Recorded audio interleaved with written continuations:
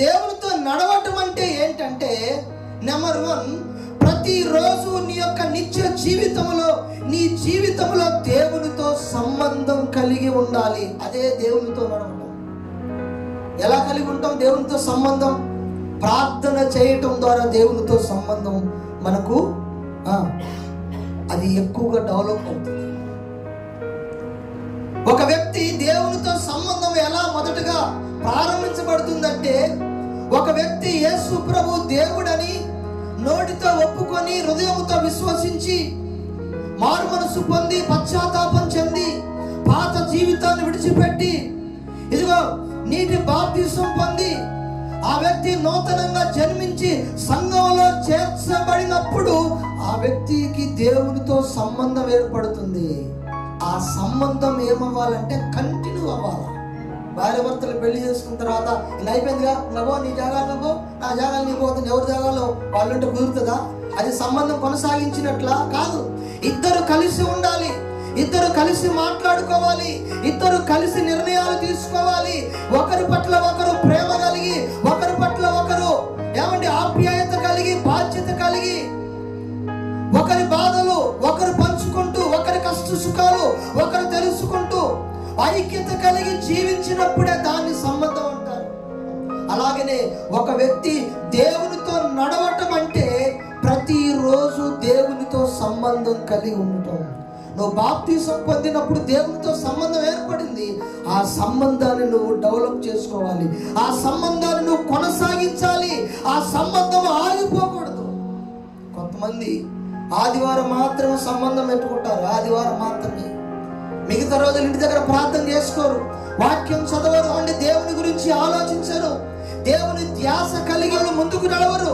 ఆదివారం వచ్చినప్పుడు ఆదివారం కదా చర్చికి వెళ్ళాలి, ఆదివారం కదా చర్చికి వెళ్ళాలి. మిగతా రోజులంతా కూడా లోకానుసారంగా, లోకంతో సంబంధం.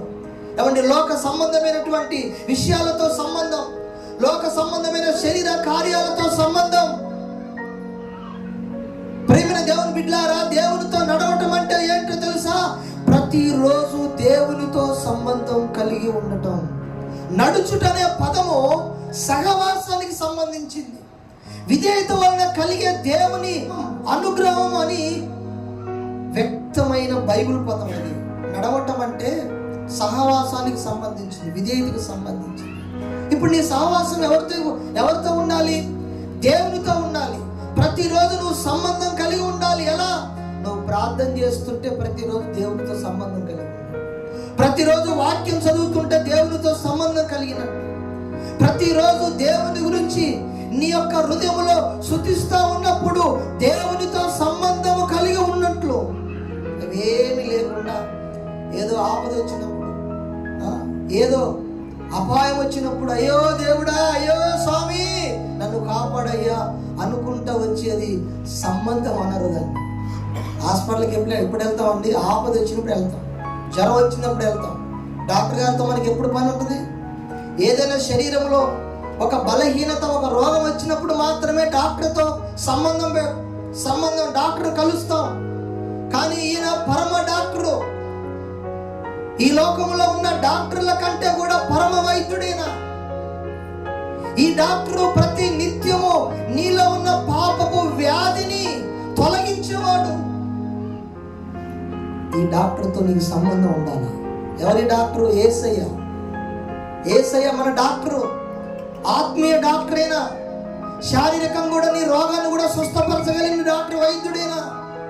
కాబట్టి ఈ గొప్ప వైద్యునితో, ఈ గొప్ప డాక్టర్తో, ఈ గొప్ప దేవునితో నీవు సంబంధము కలిగి ఉండటము దేవునితో నడిచినట్లు. ఒకసారి ఆలోచించి, నీకు దేవునితో సంబంధం ఉందా? దేవునితో సంబంధం కలిగి ఉంటున్నావా? నువ్వు దేవునితో సంబంధం కలిగి ఉంటే నువ్వు దేవునితో నడుస్తున్నట్టు. నీకు దేవునితో సంబంధం లేదా? నువ్వు దేవునితో నడవట్లేదు. రెండవది, దేవునితో నడవటం అంటే ఏమిటో తెలుసా?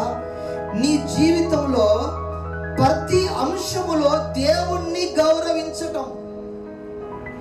నీ జీవితంలో ప్రతి అంశములో, ప్రతి విషయంలో దేవుణ్ణి గౌరవిస్తున్నట్లయితే నువ్వు దేవునితో నడుస్తున్నట్లు. ఎవరిని గౌరవించటం? దేవుణ్ణి గౌరవించటం అంటే ఆయన మాట వినటం, ఆయన ఆజ్ఞలకు విధేయత చూపటం, ఆయన అడుగు జాడలలో నడవటం, ఆయన మాట ప్రకారం జీవించటం, ఆయనను కాదని ఏ పని కూడా చేయకుండా ఉండటం. దేవుని బిడ్డలారా, కొంతమంది వ్యక్తులకి మనం గౌరవిస్తాం, వాళ్ళ మాట కాదని మనం ముందుకు వెళ్ళాం, వాళ్ళ మాట కాదని మనం ఏం చెయ్యం. ఏది చేయాలన్నా, ఎక్కడికైనా వెళ్ళాలన్నా వాళ్ళ సలహా తీసుకుంటాం, వాళ్ళ మాట అడుగుతాం. ఇలా చేయాలనుకుంటున్నాను, ఇలా వెళ్ళాలనుకుంటున్నాను, నాకు ఇందులో సలహా ఇవ్వండి, ఏదైనా ఆలోచన చెప్పండి. ఎందుకు? ఆ వ్యక్తి మీద ఉన్న గౌరవము, మర్యాద. నీ దేవునికి నువ్వు రెస్పెక్ట్ ఇవ్వాలి, నీ దేవుని నువ్వు గౌరవించాలా. నువ్వు దేవుని ఎట్లా గౌరవిస్తావు? ఎప్పుడు గౌరవించినట్టు? ఆయన మాట విన్నప్పుడు గౌరవించినట్టు. ప్రతి విషయంలో ప్రార్థన చేసి, ప్రభువా నేను ఇది చెయ్యాలా వద్దా, ఇలా ఉండాలా ఉండకూడదా, ఇక్కడికి వెళ్ళాలా వద్దా, ఇలా మాట్లాడకూడదా మాట్లాడాలా, ఏంటి ప్రభువా నీ చిత్తం ఏంటి, నీ ఉద్దేశం ఏంటి ప్రభువా అని నువ్వు దేవుణ్ణి నీ జీవితంలో అన్ని పరిస్థితుల విషయమై నువ్వు దేవుని అడుగుతున్నప్పుడు నువ్వు దేవుణ్ణి గౌరవిస్తున్నట్లు, అంటే ఆయన నువ్వు ముందు పెట్టి నడుస్తున్నావు అర్థం. మూడవది, దేవునితో నడుచుటంటే ఏంటంటే, మూడవది నీ జీవితంలో దేవుని మార్గాన్ని అనుసరించటం. ఎవరి మార్గాన్ని? దేవుని మార్గాన్ని అనుసరించటమే దేవునితో నడవటం. ఇప్పుడు ఆనోకు దేవునితో నడిచాడంటే ఎవరి మార్గాన్ని అనుసరించాడు చెప్పాలా? దేవుని మార్గాన్ని అనుసరించాడు. ఏంటి దేవుని మార్గం? దేవుని మార్గం ఎలాంటిది? దేవుని మార్గం యథార్థమైనది, దేవుని మార్గము పరిశుద్ధమైనది, దేవుని మార్గము నీతి కలిగింది. ఆ మార్గంలో ఏమండి పాపం ఉండదు, దేవుని మార్గంలో పరిశుద్ధత ఉంటుంది, దేవుని మార్గము న్యాయమైనది. ఆయన మార్గమును అనుసరించడమే నువ్వు దేవునితో నడవటం. ఎంతమంది దేవుని మార్గాన్ని అనుసరిస్తున్నారు? దేవుని మార్గంలో నువ్వు దేవుని మార్గాన్ని అనుసరిస్తున్నట్లయితే ఆయనతో నువ్వు నడుస్తున్నట్లు. దేవునికి దేవునితో నడుస్తున్నట్టే అది లెక్కలోకి రాదు. ఇవన్నీ ఎవరి జీవితంలో అయితే కనబడుతున్నాయో ఆ వ్యక్తి దేవునితో నడిచినట్టు. దేవుని మార్గము ప్రశస్తమైనది. దేవుని మార్గములో దేవుని బిడ్డలారా నీకు నెమ్మది, సమాధానం. దేవుని మార్గము నిన్ను ఎక్కడికి చేరుస్తుందంటే పరలోకానికి చేరుస్తుంది. సాతాను మార్గము నిన్ను నరకానికి చేరుస్తుంది. పాపుల మార్గము నిన్ను నరకానికి చేరుస్తుంది. ఈనాడు చాలా మంది రక్షణ పొంది కూడా దేవుని మార్గాన్ని అనుసరించట్లేదు. వాళ్ళందరూ ఎవరితో నడవట్లేదు? దేవునితో నడవట్లేదు. దేవునితో నడిచే వ్యక్తి ఖచ్చితంగా దేవుని మార్గాన్ని అనుసరిస్తాడు. నాలుగవది, దేవునితో నడవటం అంటే ఏంటంటే రోజంతా దేవునితో సంభాషించటం. రోజంతా దేవునితో సంభాషించటం. అబ్బే అట్లా కాదమ్మా, ఆదివారం ఒక్క పూట వచ్చి ప్రార్థన చేసుకొని వెళ్ళాలి. ఆదివారం ఒక్క పూటే, ఆ ఒక్క పూట కూడా ఆ 2-3 గంటలు కూడా ఎప్పుడో మన ఇష్టం వచ్చినప్పుడు అయిపోయి ముందు వెళ్ళినా కానీ స్తోత్రం హల్లెలూయా ఏం కాదు, ఇంత మాట్లాడినా చాలు. దేవుని వాక్యం తెలియజేస్తా ఉంది. రోజంతా నువ్వు దేవునితో సంభాషించాలా. అదేంటి పాస్టర్ గారు రోజంతా సంభాషించడం అంటే? చాలా మంది ఏమనుకుంటారో తెలుసా?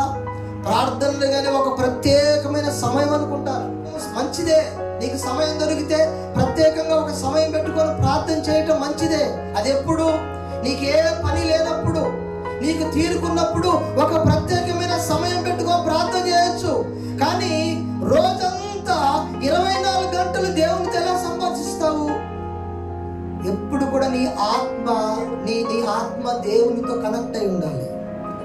నువ్వు పడుకున్నా దేవుని స్తుతించవచ్చు, నువ్వు నడిచినా దేవుని స్తుతించవచ్చు, ఏమన్నా నువ్వు ప్రయాణంలో ఉన్న దేవుని స్తుతించవచ్చు, నువ్వు పని చేస్తున్నా దేవుని స్తుతించవచ్చు. దేవుణ్ణి నిత్యము ఎల్లప్పుడూ ప్రభును స్తుతించండి, ఎల్లప్పుడూ దేవునికి ప్రార్థన చేయండి అంటే మన పనులన్నీ పక్కన పెట్టుకొని ఇంకెప్పుడు గదిలో వేసుకుని స్తోత్రం స్తోత్రం స్తోత్రం అంటే కాదు. అట్లా అంటే మనం పూట గడవదు, పని చేసుకోవాలి కదా. నువ్వు నీ శరీరము ఎక్కడ ఉన్నా నీ ఆత్మ మాత్రము దేవునితో కనెక్ట్ అయి ఉండాలి. నీ ఆత్మలో ప్రభువును స్తుతిస్తూ ఉండాలి. నీ ఆత్మ ప్రభుతో సంభాషణ కలిగి ఉండాలి. నేనైతే బైక్ మీద ప్రయాణం చేసిన పాటలు పాడుకుంటూ వెళ్తా, దేవుని స్తుతిస్తూ వెళ్తా. డ్రైవింగ్లో ఉన్నా, ఏమండి పడుకున్నా కానీ, పడుకున్నా ప్రార్థన చేసుకొని పడుకున్నా నా ఆత్మ ప్రభువును స్తుతిస్తా ఉంటుంది నిద్ర వచ్చేంత వరకు. స్తోత్రం స్తోత్రం స్తోత్రం ప్రభువా, నీకు వందనాలు యేసయ్యా. అంటే ఎప్పుడు కూడా మన ఆత్మ, మన శరీరము ఒక పక్కన పని చేస్తున్నా మన ఆత్మ మాత్రం ఏమవ్వాలి? దేవునితో కనెక్ట్ అవ్వాలి. మన ఆలోచన ఇంకొక దాని మీద పోవద్దు. దేవుణ్ణి స్తుతించాలి. డ్యూటీలో ఉన్న ప్రభును స్తుతించవచ్చు. ప్రభువా నీకు వందనాలు, ఉద్యోగం ఇచ్చినందుకు వందనాలయ్యా, మంచి ఆరోగ్యం ఇచ్చి వందనాలయ్యా. ప్రభుని నీ ఆత్మలో, నీ అంతరంగంలో నుంచి, నీ మనస్సాక్షి ద్వారా, నీ ఆత్మను బట్టి బయటికి మాట్లాడకపోయినా నీ ఆత్మలో ప్రభువుని స్తుతిస్తూ ఉండాలి. మీకు తెలుసా, బయటికి ప్రార్థన చేసిన దానికంటే కూడా మన హృదయంలో ఆత్మలో ప్రార్థన చేయటము, ఆత్మ అంట బయట మనం నోటితో మొత్తుకున్న దానికంటే, అరిచిన దానికంటే ఎక్కువ ఘోషిస్తుంది. కాబట్టి రోజంతా దేవునితో సంభాషించటము, దేవునితో నడవటం అంటే అదే. ఐదవది, దేవునితో నడవటం అంటే ఏమిటంటే దేవుని యొక్క శక్తిని, ఉనికిని, బలాన్ని అనుభూతి చెందటము, దేవునితో నడుచుట. అంటే నీ జీవితంలో దేవుని యొక్క బలాన్ని, శక్తిని అనుభవించాలి.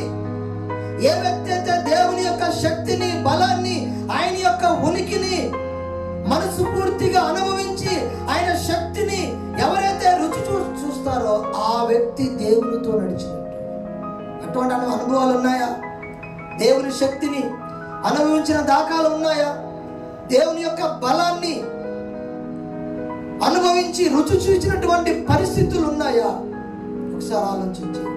దేవునితో నడవడం అంటే నీవు ఆయన బలాన్ని, శక్తిని నీ జీవితంలో సంపూర్ణంగా నువ్వు అనుభవించాలి. సంపూర్ణంగా ఆ శక్తిని నీవు ఆశ్రయించాలి. ప్రభువా నీవే నా బలం, నీవే నా ఆధారము, నీవే నా శక్తి, నీవే నా సమస్తము తండ్రి, నీవు తప్ప నాకు ఈ లోకములో ఇంకెవరు లేరు ప్రభా అని దేవుని బలాన్ని నీ బలహీనతలో, నీ యొక్క ఇబ్బందులలో, నీ యొక్క అపాయకరమైనటువంటి పరిస్థితులలో నీవు దేవుని బలాన్ని ఆశ్రయించటమే, దేవుని శక్తిని నీవు కోరుకొని ఆ శక్తిని అనుభవించటమే నువ్వు దేవునితో నడిచినట్లు. పౌలు శీలలు చెరసాల వేయబడినప్పుడు వాళ్ళ శరీరం అంతా కూడా గాయపరచబడి రక్తాలు కారుతా ఉంటే ఎవరిని ఆశ్రయించారు వాళ్ళు? ఏ బలాన్ని రుచి చూశారు వాళ్ళు? ఏ శక్తిని ఆ జైల్లో ప్రదర్శించారంటే దేవుని యొక్క అద్భుతమైన శక్తిని అక్కడ దించారు. వాళ్ళంతే ఆరాధన చేశారు, పాటలు పాడారు. దేవుని యొక్క శక్తి ఆ జైలును కమ్ముకుంది. జైలు యొక్క పునాదులు అదిరిపోయాయి. ఆ యొక్క సైనికులకు, ఆ యొక్క ఖైదీలకు ఉన్నటువంటి సంఖ్యలు, బంధకాలు తెగిపోయాయి. అంటే దేవుని శక్తిని అనుభవిస్తే నీ బంధకాలు తెగిపోవాలా? దేవుని శక్తిని, దేవుని బలాన్ని నువ్వు రుచి చూస్తే నీ సమస్యని నువ్వు చూసి పారిపోవాలి. దేవుని బలాన్ని నీవు గనుక అనుభవిస్తే దేవుని బలం ముందు నీకున్న సమస్యలు, ఇబ్బందులు, ఇరుకులు అన్నీ కూడా నీకు ఎలా కనపడతాయంటే అతి చిన్నవిగా కనపడతాయి. ఇవన్నీ కూడా నన్ను ఏమీ చేయలేవు. నా దేవుడు నాతో ఉన్నాడు, నా దేవుని బలము నాతో ఉంది, నా దేవుని శక్తి నాతో ఉన్నదని ఎవరైతే విశ్వసిస్తారో ఆ వ్యక్తి దేవునితో నడిచిన